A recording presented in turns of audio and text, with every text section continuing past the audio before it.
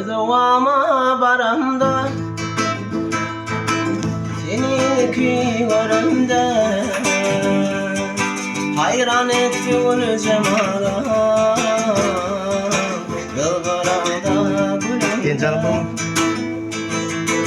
Özüvama baramda seni görümde hayran etti gül cemala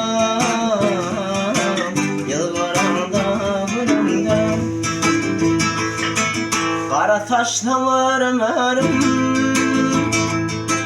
Bak duymun kara gözüm Yerim o dar yanımda